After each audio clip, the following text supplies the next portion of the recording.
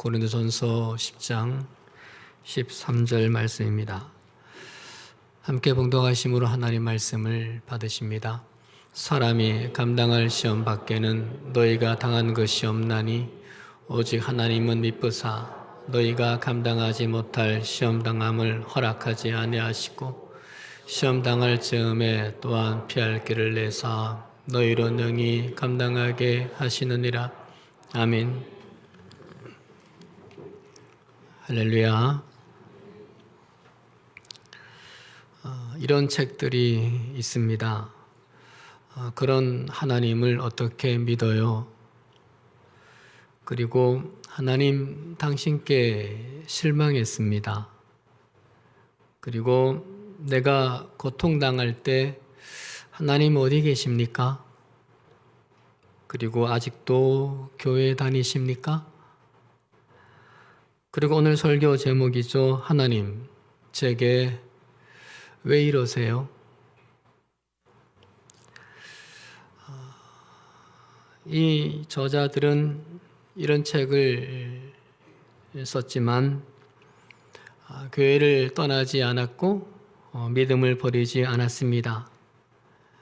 진지한 고민과 치열한 갈등 속에서 하나님과 오히려 더 가까워지는 삶을 살게 됩니다. 말씀드린 이 책의 제목들은 우리도 여러 번 했을 고민과 질문들입니다. 하지만 우리도 교회를 떠나거나 믿음을 버리진 않으셨습니다. 이런 질문들이 온전히 사라져서가 아닙니다. 여전히 우리 주위를 맴돌고 있는 이 불편하고 불만스러운 질문들과 싸워가고 있습니다. 지금도 내면 깊은 곳에서 스멀거리며 올라오는 의심들이 있지만 그 의심들마저 하나님께 올려드리며 지금 우리는 예배를 드리고 있습니다. 이렇게 자충우돌하는 우리의 신앙생활에 조금이나마 도움이 되었으면 하는 생각에 본문을 보려고 합니다. 이 본문 이해를 위해서 고린도 전서를 쓰고 있는 바울의 마음과 편지를 받는 고린도 교회 당시의 상황을 볼 필요가 있겠습니다. 고린도 전서는 교회 문제의 종합 선물 세트라고 할 수 있습니다. 고린도 교회 성도들을 바라보면서 좌절하는 바울의 모습이 곳곳에 나타납니다. 그래서 쓴소리를 부득이 해야 하는데 조심스럽게 쓰기 힘든 편지를 한자 한자 써내려 갑니다. 격한 감정을 고스란히 드러내기도 하고 절절한 호소를 해보기도 합니다. 그리고 10장에선 이렇게 시작을 하죠. 형제들아, 나는 너희가 알지 못하기를 원하지 아니하노니 모르는 것을 원하지 않는다. 이중부정을 하죠. 반드시 명심해야 한다는 뜻이죠. 그것이 무엇인가요?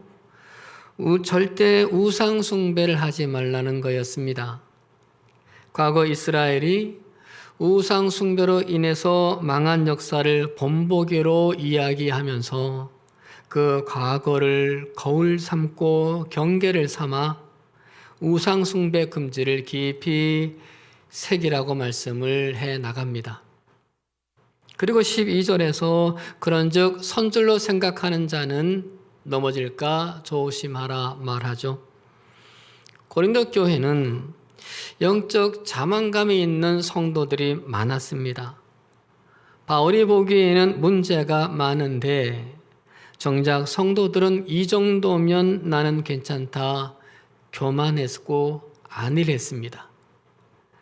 앞서 고린도전서 4장 8절, 4장 18절, 19절 그리고 6장 8절, 9절에서도 섣부른 영적 자만감의 위험성을 경고했습니다. 그리고 나서 본문 13절을 기록하는데 시험을 당해도 힘내라는 말씀을 합니다. 앞에 나오는 내용들과 전혀 어울리지 않습니다. 뒤의 내용들과도 조화롭지 않습니다. 14절에서 그런즉 내 사랑하는 자들아 우상 숭배하는 일을 피하라 하면서 앞에서 했던 말을 다시 반복해 나갑니다. 전체적으로 볼 때 13절만 이상합니다. 10장 전체에서 13절은 외딴섬입니다.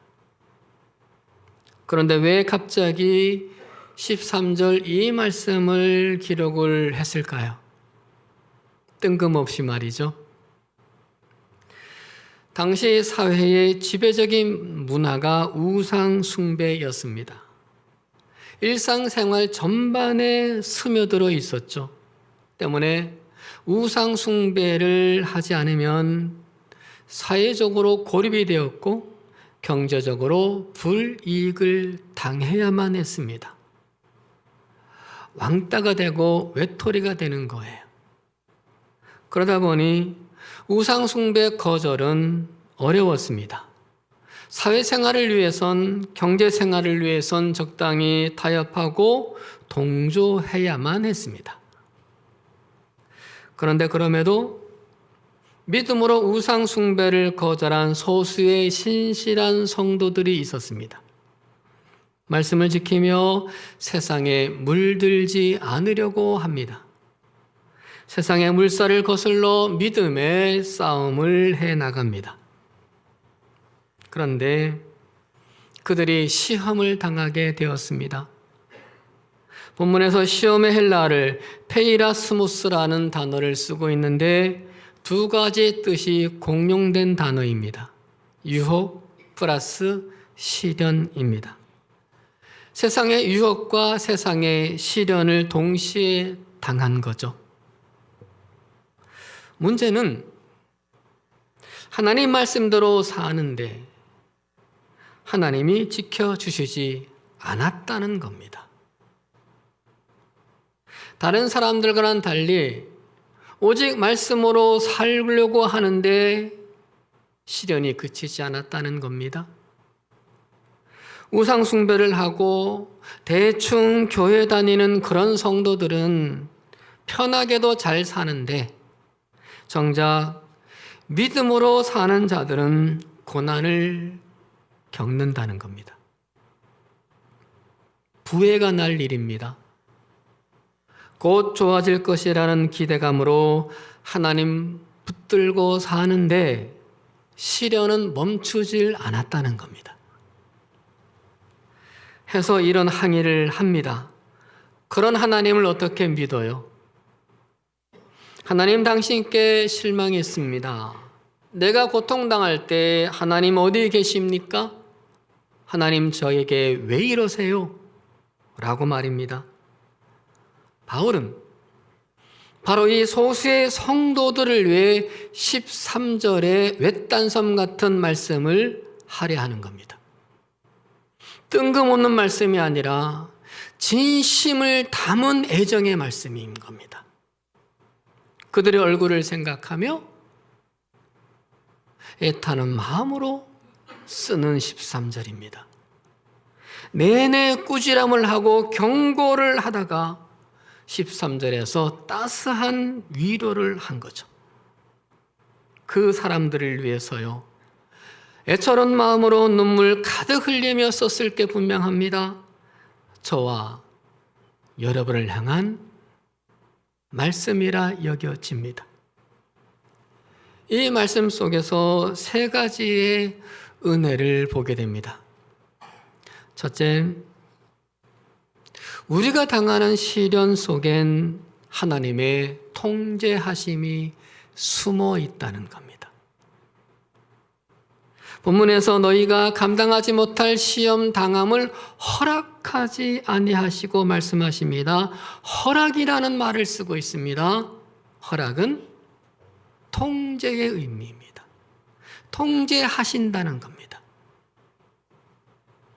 우리가 견디기 힘든 시련을 당하지만 막무가내로 당하는 것이 아니라 하나님의 통제 속에 있다는 겁니다.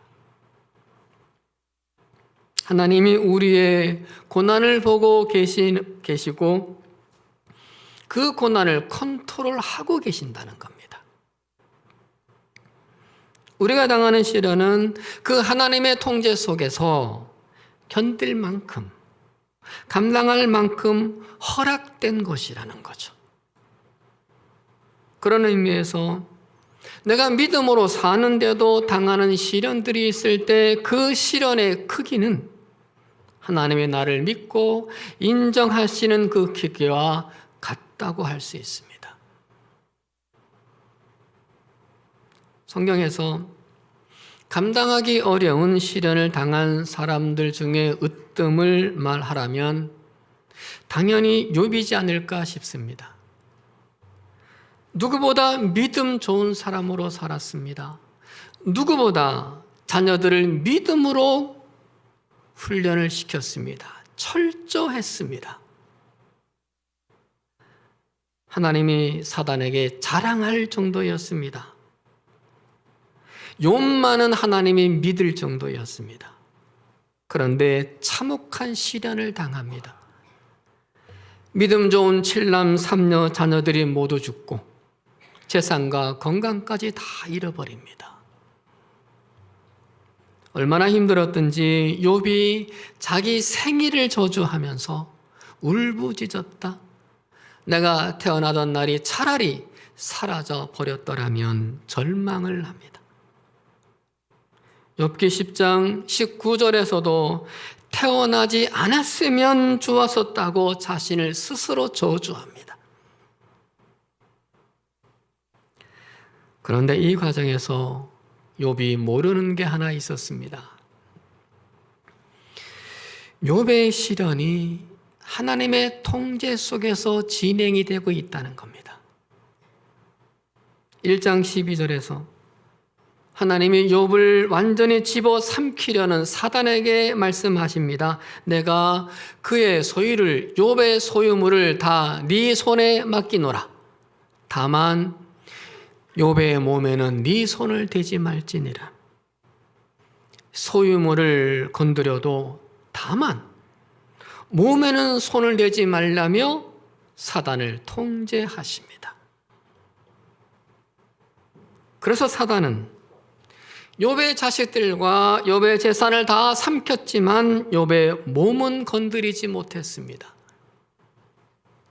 그런데 욥이 그럼에도 하나님을 계속 신뢰를 하자 당황한 사단이 욥을 더 치려고 합니다.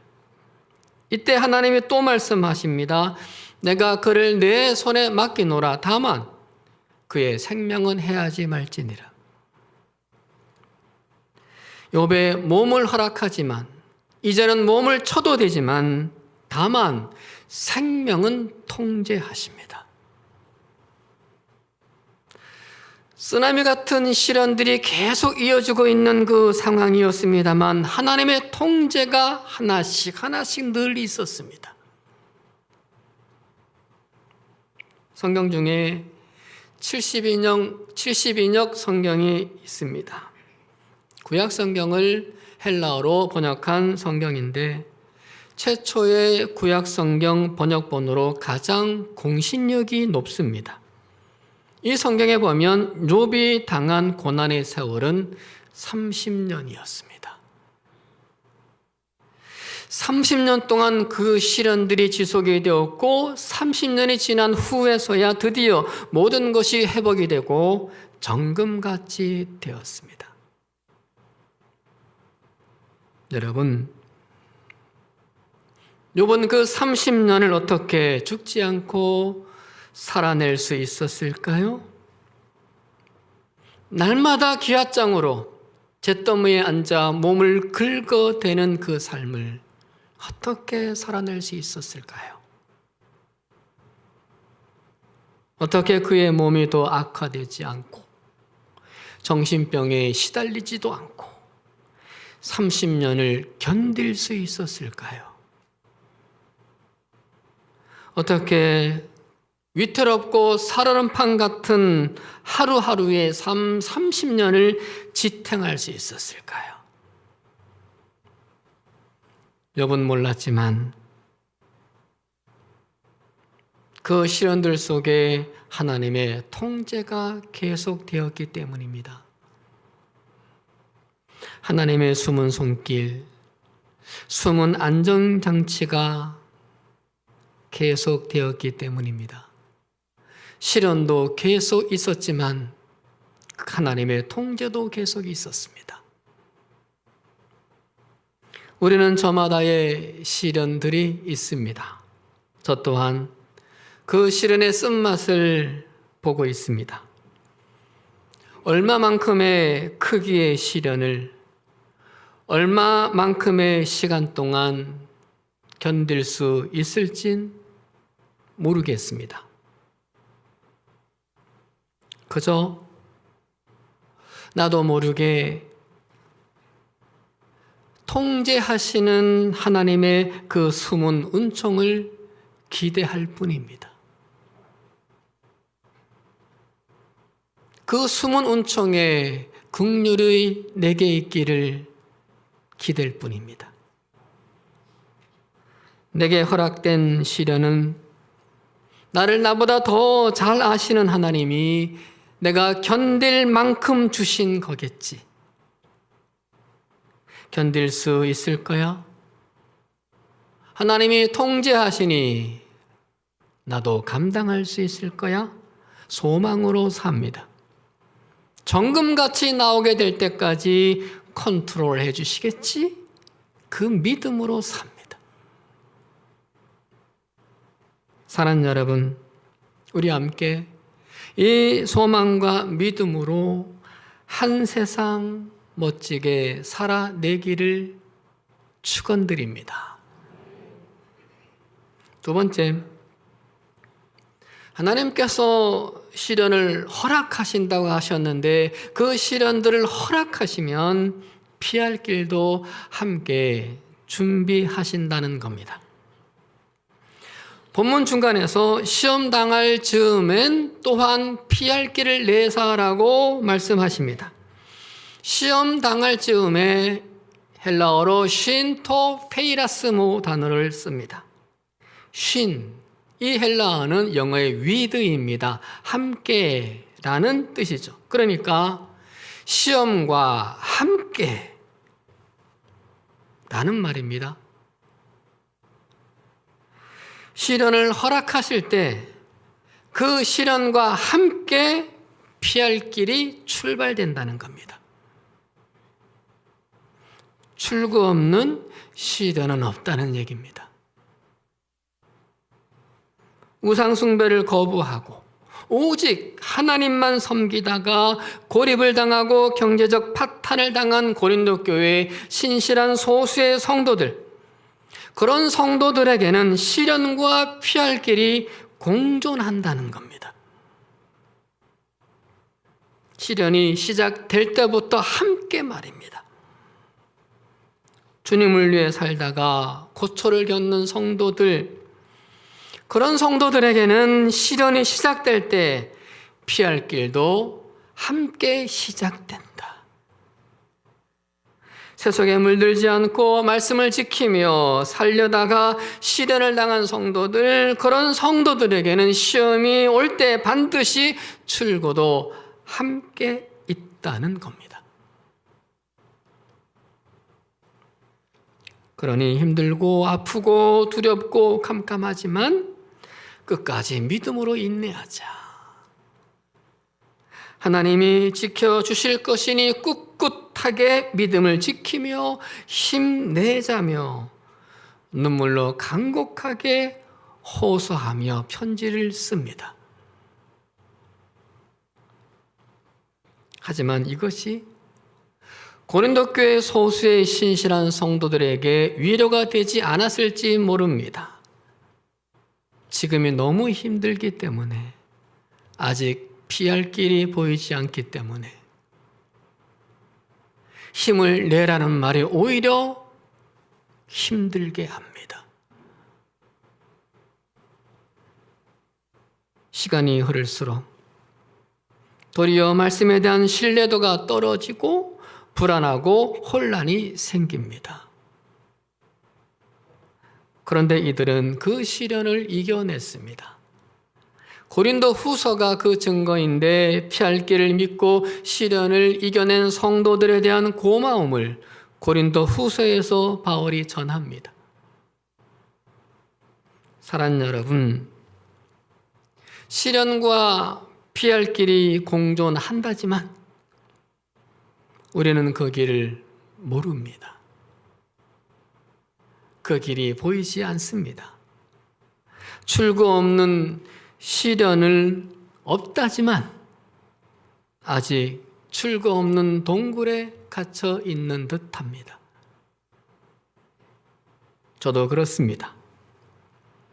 하지만 일단 말씀이니 그 말씀을 믿으려고 합니다. 사람의 말이 아닌 하나님의 말씀이니 일단 믿으려고 합니다. 말씀하신 그 하나님을 믿고 출구에 다다를 때까지 견뎌보려고 합니다. 포기하지 아니하면 때가 이름에 거두리라 하셨으니 포기하지 않으려고 합니다. 어떻게든 내게 맡기신 자리를 지키려고 하고 어떻게든 내게 맡기신 그 일을 감당해 내려고 합니다. 피할 길을 준비하셨다는 그 말씀을 붙들고 매일 쓰러지는 나를 일으키며 시련과 싸우려고 합니다. 대단한 일은 하지 못하더라도, 큰 일은 하지 못하더라도, 큰 목회자는 되지 않더라도, 훌륭한 사람 되지 못하더라도 버티려고는 합니다. 그 자리에 내가 있을 가정의 그 자리에, 내가 있을 교회의 그 자리에 주님이 마태복음 24장 13절에서 말씀을 하시죠. 끝까지 견디는 자는 구원을 얻으리라. 버티기라도 하면 구원을 주신다는 겁니다. 견디기라도 하면 구원을 주신다는 겁니다. 대단한 걸 하지 않아도 버티기라도 하면, 견디기라도 하면. 욥이 고백합니다. 내 살갗이 다 썩은 다음에라도, 내 육체가 다 썩은 다음에라도 나는 하나님을 배울 것이다. 30년 가까이 욥이 귀화장을 들고 자기 몸을 긁을 때에 살갗이 썩어 들어가는 것을 봤을 겁니다. 피투성인 자신의 살갗을 봤을 겁니다. 비록 그렇게 처참하고 비참한 가운데에서 내가 죽게 되더라도 끝까지 하나님 붙들고 버티고 견디겠다는 겁니다. 어떻게 됩니까? 하나님 붙들고 끝까지 견디는 그 욥, 30년을 견디는 그 욥에게 하나님이 구원자가 되어 주셨습니다. 욥이 욥기 42장 5절에서 간증합니다. 내가 죽게 대하여 귀로 듣기만 하였사오나 이제는 눈으로 주를 배움나이다. 드디어 구원자 하나님을 눈으로 보게 되었습니다. 삶으로 보게 되었습니다. 사랑하는 여러분, 피할 길이 보이지 않아도 버티시길 해서 마침내 구원의 하나님을 눈으로 보시기를 축원드립니다. 마지막 세 번째, 하나님께서 시련을 허락하셨으면 감당하게 하신다는 겁니다. 시련을 당한 고린도 교회의 소수의 신실한 성도들에게 당장 필요한 것이 무엇일까요? 하나님께서 그 시련들을 거두어 주시는 겁니다. 빨리 시련의 짐들을 벗겨주시기를 간절히 기도했습니다. 그런데 하나님은 본문 마지막에서 너희로 능히 감당하게 하시느니라 하십니다. 능히 감당하게. 시련의 짐을 치워주는 대신에 시련의 짐을 능히 감당할 힘을 주시겠다는 거죠. 능히 감당하게 헬라어가 후포페로인데 기꺼이 감당하다, 거뜬히 감당하다라는 뜻입니다. 그렇게 감당할 수 있도록 하나님이 힘을 주시겠다는 겁니다. 이상하고 불만스럽습니다. 시련의 짐을 덜어주시고 치워주시는 것이 더 좋은 거 아닙니까?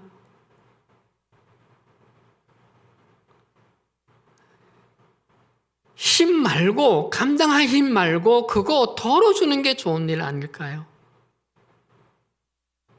그런데 왜 하나님은 굳이 짐은 그대로 두고 그 짐을 짊어질 힘을 주신다고만 하시는 걸까요?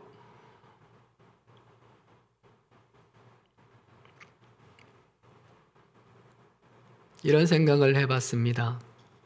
어릴 적 논에서 타작을 하고 나서 볕단을 집으로 옮길 때 아버지를 따라다니곤 했습니다. 일손을 돕기 위해서가 아니라 소달구지에 타는 재미 때문이었습니다. 볕단을 달구지에 가득 싣는데 기술이 필요해요.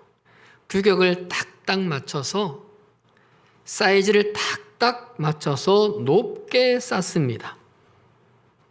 이 그림보다 우리 아버지는 더 높이 쌓습니다.